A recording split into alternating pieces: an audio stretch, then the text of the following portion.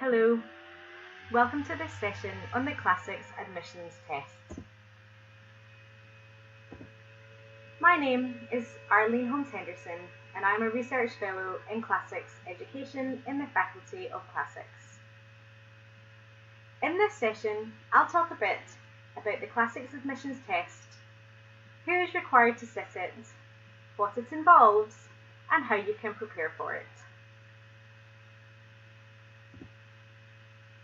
So, who needs to sit the Classics Admissions Test? This infographic provides some information. If you're applying to study Classics at Oxford, you need to sit the Classics Admissions Test. If you're applying to study Classics in English, Classics in Modern Languages, or Classics in Oriental Studies, you also have to sit the Classics Admissions Test. If you're applying to study Classical Archaeology and Ancient History, or Ancient and Modern History, you do not have to sit the Classics Admissions Test.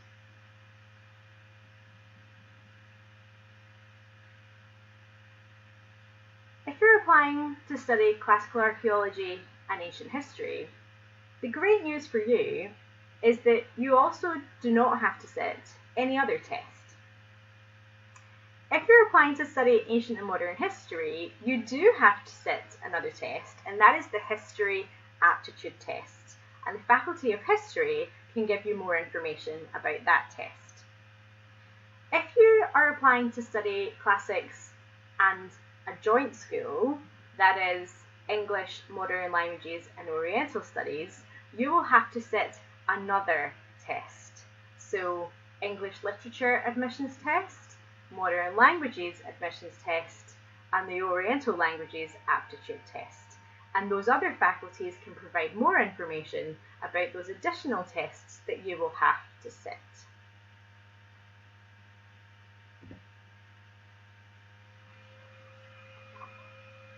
So what does the Classics Admissions Test involve? It is a paper-based test, currently. Watch this space for more information on that. This autumn, the situation may change. All information will be updated on our website. Paper 1 is a Latin translation test, and if you are currently studying Latin to A-level or equivalent, you are required to sit that paper.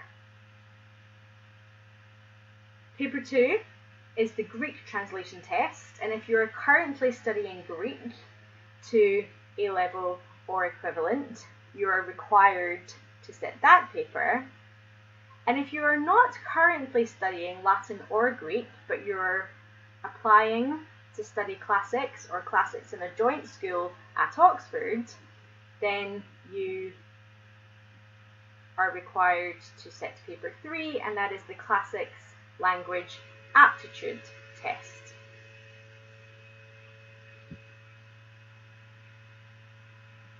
Each section lasts 1 hour and it is sat under exam conditions. So what are these translation tests like? Both for Greek and for Latin, there's a short passage to translate into English. There's one prose, there's one verse, and the level is approximately A-level. There are sections which are perhaps slightly harder than A-level. You're not allowed to take dictionaries, grammar books, or notes into the test. So if you're not used to translating without these aids, you should get lots of practice of doing so and try to learn vocabulary before sitting the test. Now, we know that this is a particular challenge for students who are studying the International Baccalaureate or Scottish Qualifications Authority Highers and Advanced Highers, where dictionaries and word lists are provided as part of the assessment conditions. Unfortunately, No exceptions are made to the arrangements for the Classics admissions tests, so I would advise candidates to start learning vocabulary as early as possible.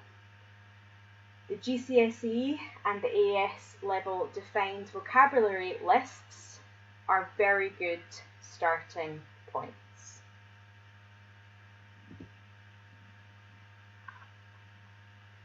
If you are not currently studying Latin or Greek, the Classics Language Aptitude Test is designed to assess your ability to analyse how languages work in a way which doesn't depend on your knowledge of any particular language. So there are multiple practice papers on the Oxford Classics website with solutions. So you can get lots of practice of doing this in advance.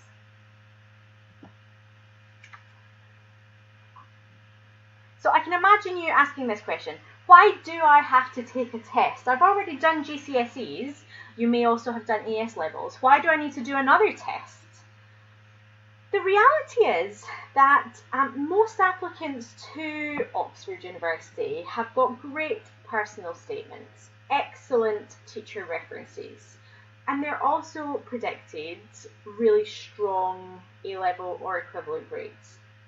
So it's really difficult for us to choose between so many well-qualified candidates, especially as applicants come from all over the world and take different qualifications. So these admissions tests give us an extra piece of information for every student who's applied, wherever they are from. Considered together with other elements of the application, this helps us to identify the very best candidates to invite for interview. But I want to reassure you that there's no specific mark on the Classics admissions test that will guarantee that your application is going to be shortlisted. These tests vary each year, and your test score will be considered alongside the scores of other students who apply for your course.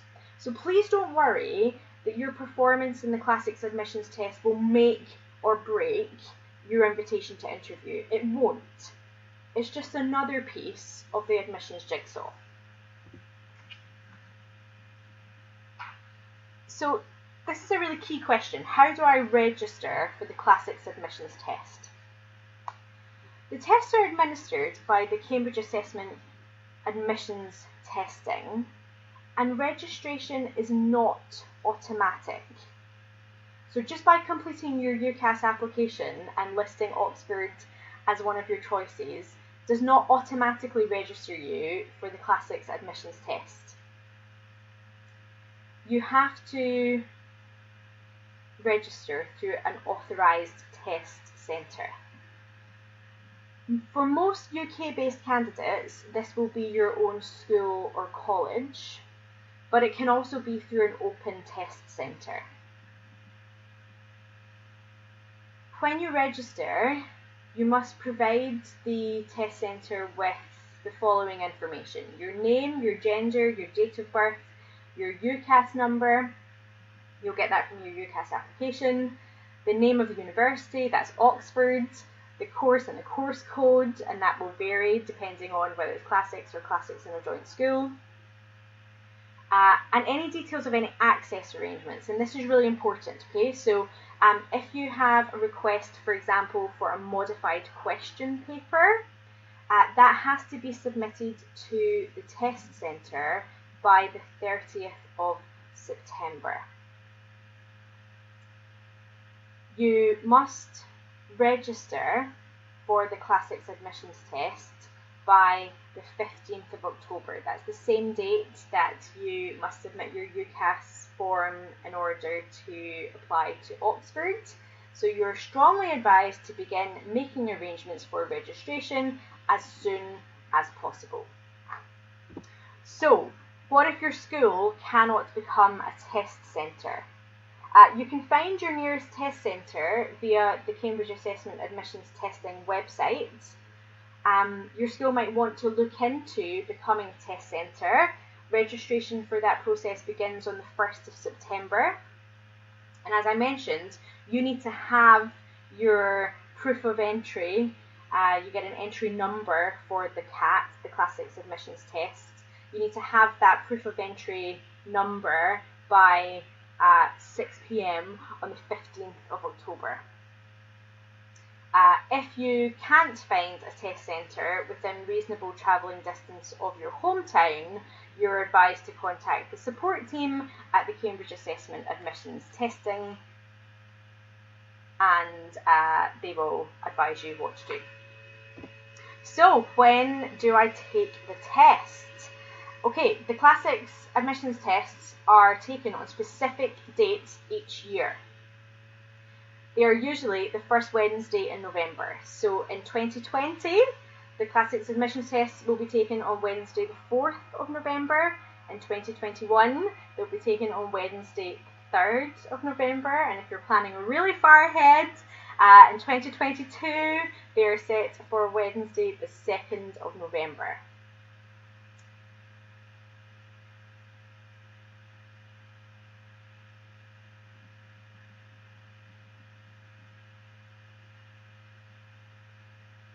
If you don't take the admissions test for your course, either because you didn't register or because you didn't attend on the test day, then your application will be significantly affected. Your UCAS form will still be viewed by the admissions tutors. However, as the admissions test forms an important part of our selection process, it will be extremely difficult for your application to be competitive when viewed against other candidates who have fulfilled all of the admissions criteria. I should also say, it's not possible to resit the Classics admissions test. So if you feel that you did badly due to extenuating circumstances, for example, you were ill on the day of the test, your test centre can submit a special consideration form for you. Or if there was some form of disruption at the test centre, you can submit the form yourself. And those application forms have to be received within 5 days of the test date. Right, this might be the question that you signed up for this session specifically to get answers to. How do I prepare for the Classics admissions test? Okay, we realise that taking any type of test can be stressful, but there are things you can do to help build your confidence in advance. Certainly, you'll do better in the real test if you've had a chance to do some practice in advance. We have 8 practice papers on the Oxford Classics website, both for the Latin and Greek papers 1 and 2, and for the Classics language aptitude test. So I would suggest working through some past papers and getting a feel for the type of questions and the level that these papers are working at, so that you feel more confident going into the test.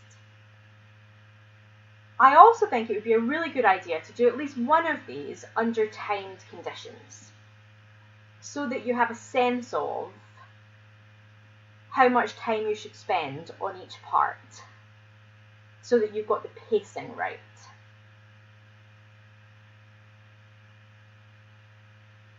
I would also say, don't worry if you find the past papers challenging. They're supposed to be challenging. The tests are designed to stretch you further than perhaps you might have been stretched by GCSE or AS level. So most candidates are going to find them tricky. I'd also encourage you to speak to your teachers. Ask them for advice. They're there to help and support you as you embark on your preparation for taking this test.